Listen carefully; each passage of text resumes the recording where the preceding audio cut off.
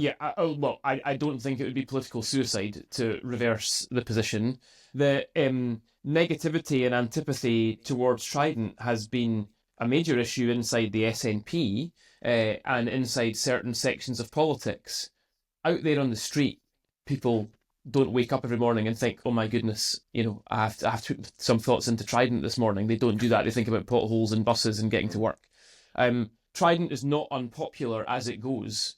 Clearly, when you ask anybody, do they want a nuclear weapon on their doorstep, everybody's going to say no. But when you think about it in the grand scheme of things, having Trident in Scotland is not particularly unpopular, especially given the economic and, as we will continue to discuss, the military benefits of it as well. I think that I don't think there's much choice, to be honest, but for John Swinney to start to pivot in this direction.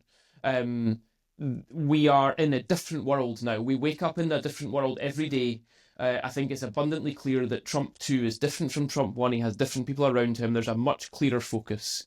The idea that in Scotland we can kind of isolate ourselves in a cuddly bubble where we don't talk about issues like war or weapons, and where we instead just talk about, progressive taxation and child payments, that's just not the world we live in anymore. We've got to be harder about this stuff. And I think that John Swinney is the right person to do it. I think he carries himself in such a way that he can articulate the need to change the position because the circumstances have changed. And I think there is little choice but to pivot more towards a defence and military orientated country. Okay, let's bring in Stuart Macdonald, who was the MP for Glasgow South. He was the SNP spokesperson for Defence from 2017 to 2022, and he is the founder of Regent Park Strategies. Stuart, welcome to the podcast. Good to be back. Lovely to see you. Global upheaval. Scotland's place in all of this is what we're kind of driving at. I suppose, we can pick up on Andy's thoughts on Andrew's question about this kind of pivoting of an SNP leader, a current SNP leader, a future SNP leader, because I think it probably leads us into the broader question of Scotland carving out its place in these sorts of moments in history.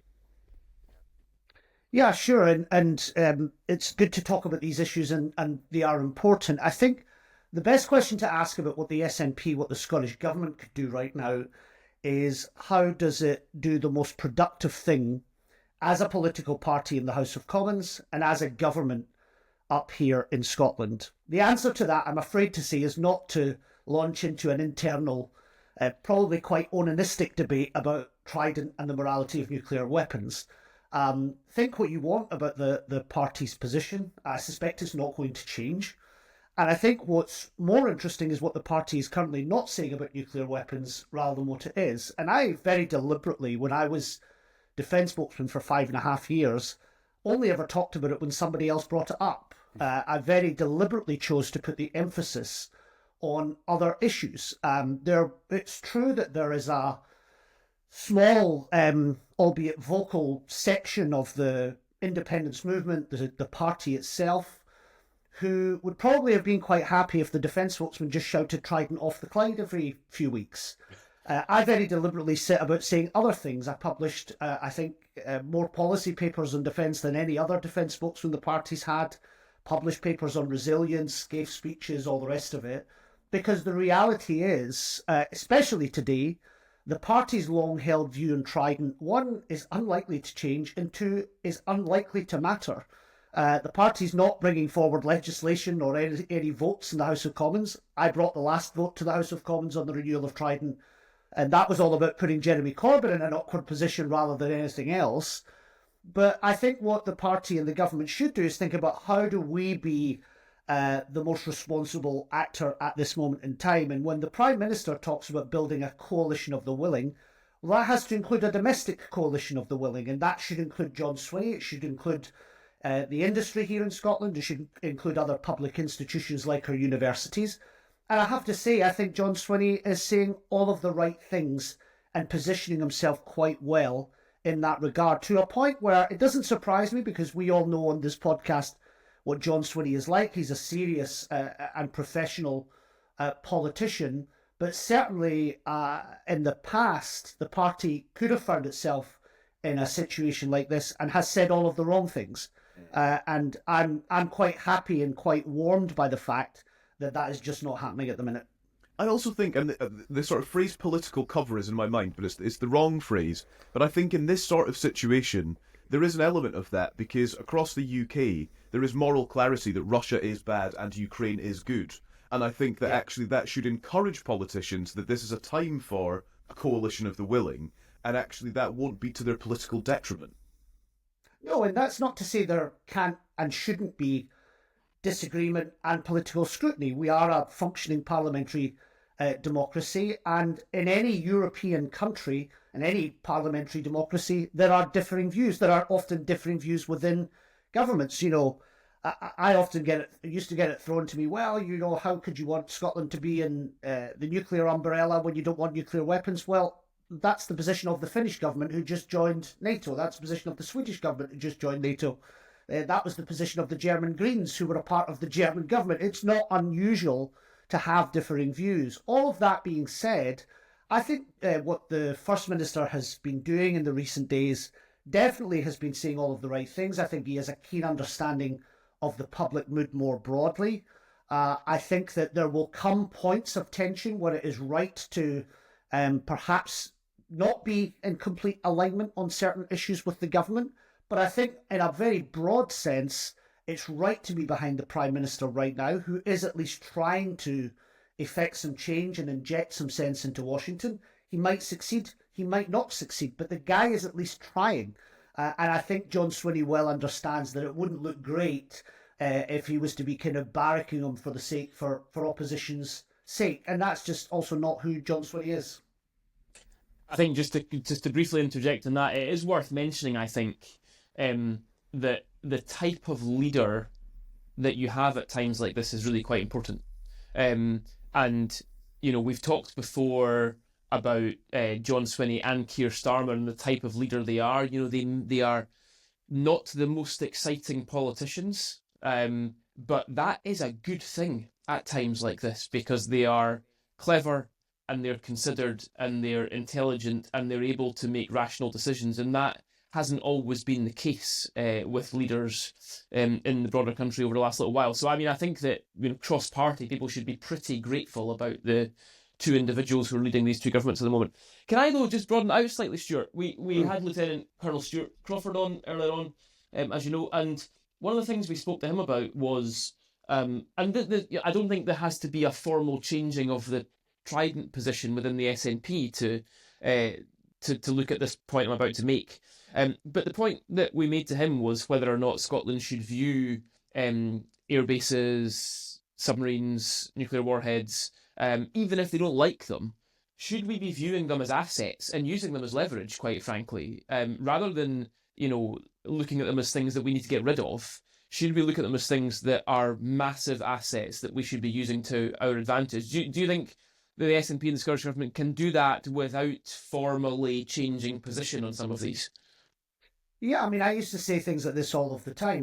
There was not, I can't think of a base or anything that we wanted to close. We wanted to repurpose it for the purposes of an independent Scotland. But undoubtedly, there would be shared basing, there would be joint training. I advocated Scotland, forgive me, if Scotland was independent, it would join the Geoff countries, the Joint Expeditionary Forces countries, which include the Baltics, the Nordics, the Netherlands. The UK leads that. If Scotland were independent, it would completely make sense to be in that, along with countries like Iceland, for example. And so, of course, we would have all kinds of joint cooperation, probably formalised in a treaty form, and undoubtedly that would include bases. I think you have to be careful about the language around using it as leverage, because particularly at this moment, it wouldn't look great to be talking in an almost transactional or extortive sense. I don't think that's what you mean, incidentally. But I think what it needs to lean into is the language, the vision, and the strategic position of being a cooperative partner. If the SNP supports NATO as it does, and this is what I spent my time trying to flesh out, NATO is a burden-sharing alliance. You want to be in the European Union. That is also a burden-sharing alliance when it comes to other security issues. So what parts of the burden would Scotland share in?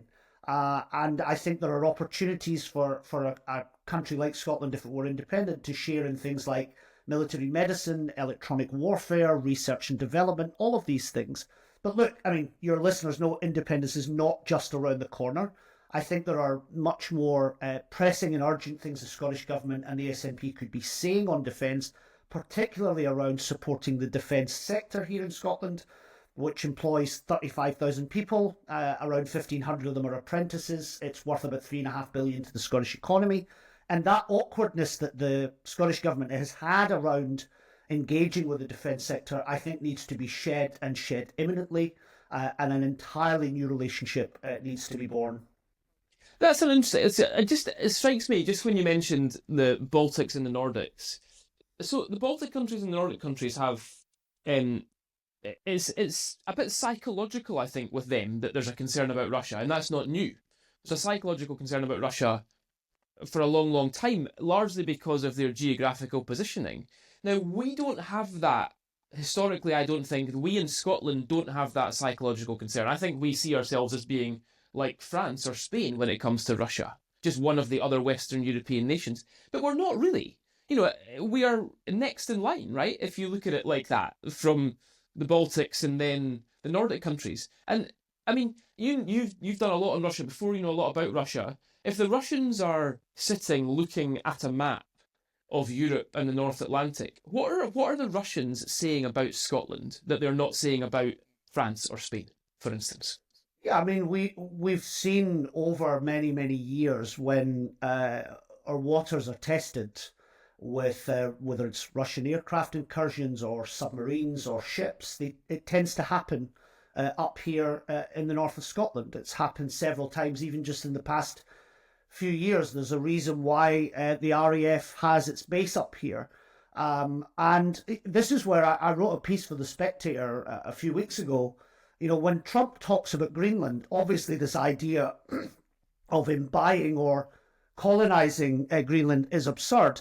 But as, you know, broken clocks are right twice a day, he has a point when he talks about that part of the world being filled with Russian and Chinese shipping activity, military shipping activity. And that is that is our backyard. That is the UK's backyard, and the UK has neglected that. So in Trump's ramblings about Greenland, within there was a rebuke of the UK's defence posture over the years post-Cold War. And I think what you see now is all those grand ideas that Boris Johnson and Liz Truss had of the UK tilting to the Indo-Pacific. That now just won't happen. We need to focus on our own backyard, on our own security, which is the continent of Europe, the high north and the North Atlantic, the Greenland, Iceland, UK gap, as you mentioned, Andy. And yeah, there is a psychology that comes with geography. The Baltics all share a border with Russia. They've previously been occupied by Russia. They've lived under terrible, awful occupation under the Soviet Union. So of course the psychology is different, but our psychology, nestled in the kind of northwest, sleepy, quiet, dark, wet corner of Europe, gives us a false sense of security. And that's exactly what it is. It's a false sense of security.